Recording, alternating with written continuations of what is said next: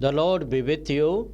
And with your spirit. A reading from the Holy Gospel according to St. Matthew. Glory to you, O God. A genealogy of Jesus Christ, son of David, son of Abraham. Abraham was the father of Isaac, Isaac the father of Jacob, Jacob the father of Judah and his brothers. Judah was the father of Perez and Zerah, Tamar being their mother. Perez was the father of Hezron, Hezron the father of Ram. Ram was the father of Aminadab, Aminadab the father of Nahshon, Nahshon the father of Salmon. Salmon was the father of Boaz, Rahab being his mother. Boaz was the father of Obed, Ruth being his mother. Obed was the father of Jesse, and Jesse was the father of King David. David was the father of Solomon, whose mother had been Uriah's wife. Solomon was the father of Rehoboam, Rehoboam the father of Abijah, Abijah the father of Asa, Asa was the father of Jehoshaphat, Jehoshaphat the father of Joram, Joram the father of Azariah, Azariah was the father of Jotham, Jotham the father of Ahaz, Ahaz the father of Hezekiah, Hezekiah was the father of Manasseh, Manasseh the father of Ammon, Ammon the father of Josiah, and Josiah was the father of Jeconiah and his brothers. Then the deportation to Babylon took place. After the deportation to Babylon, Jehoniah was the father of Shealtiel, Shealtiel the father of Jerubbaal, Jerubbaal was the father of Abiud, Abiud the father of Eliakim, Eliakim the father of Azor, Azor was the father of Zadok, Zadok the father of Achim, Achim the father of Eliud, Eliud was the father of Eleazar, Eleazar the father of Matthan, Matthan the father of Jacob, and Jacob was the father of Joseph, the husband of Mary. Of her was born Jesus, who is called Christ. The sum of generation is therefore 14 from Abraham to David, 14 from David to the Babylonian deportation, and 14 from the Babylonian deportation to Christ.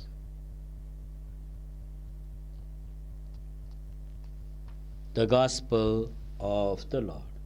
Praise to you, Lord Jesus Christ.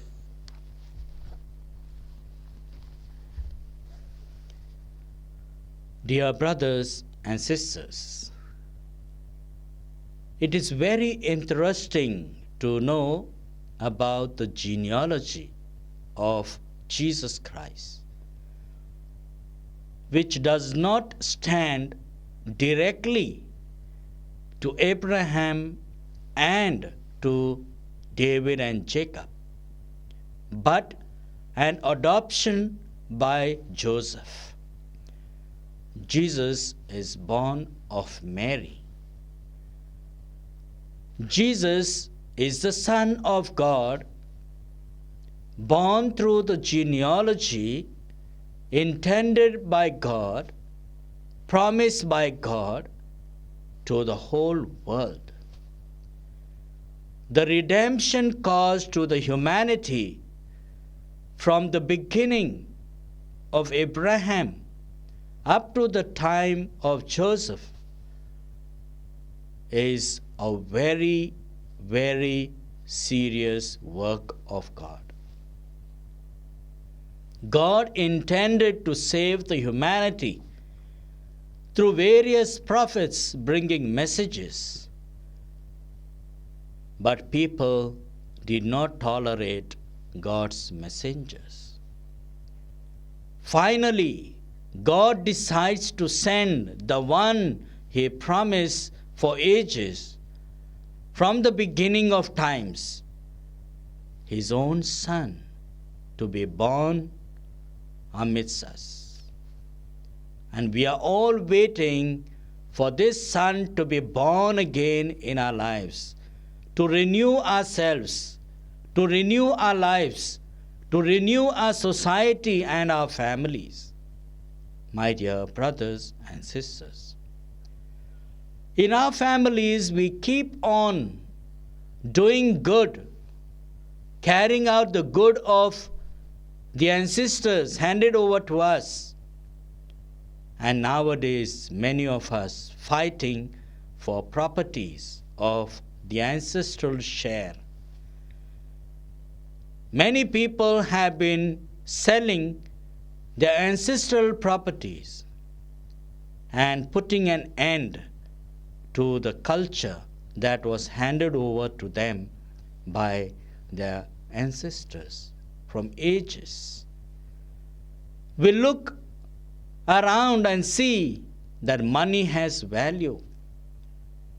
When our property is sold for a good price, we want to get all the favors which we get out of land or property, wealth, jewelry, and divide it among ourselves. Our ancestors did not do that, which they themselves could have, sold the property and left us as diaspora in different parts of the world. Today, we value land. Today, we value money. Today, we value jewelry and wealth. And we do not value our ancestral line. We destroy our ancestral property, our ancestral culture, our ancestral handing over of many good things and values. And we sell it for peanuts and destroy and put an end to our ancestral way of life. But we should know that we have sold all that we had of our ancestry to the world around for money. We have put an end to our ancestral value system, our traditions, and even maybe our religion, our belief, and our old culture that we had so much as wealth, jewelry, and a basic essence. Jesus is the one who is promised. He remained faithful to what was in the scriptures. He remained faithful to the word of God, to the will of God, and he carried out everything. He had no place to lay his head. He didn't have property. He didn't have wealth and jewelry. All that he had was the will of God to be carried out. We have a similar mission, my dear brothers and sisters, to carry out. The blessings of the ancestors remain with us forever and ever. But if we are going to cut off from our ancestral line, then we will cut off the blessings that we receive. Jacob calls all his tribes and blesses them. He gives his blessings in abundance, so that his tribe may grow and they may become big nations in the world. This should be the blessing of each one of us. And my dear friends, as we now come closer to Jesus, we need to affiliate ourselves more closer to him, saying that he is our God. To his ancestry do we belong. We belong to this God who is everything for us, more precious than anything in this world, more precious than any property, wealth, jewelry in this world. Therefore, what we need from our ancestors is blessings. What we need from them is virtues and great things that will pass on from one to the other, making everyone great in the kingdom of God. Amen.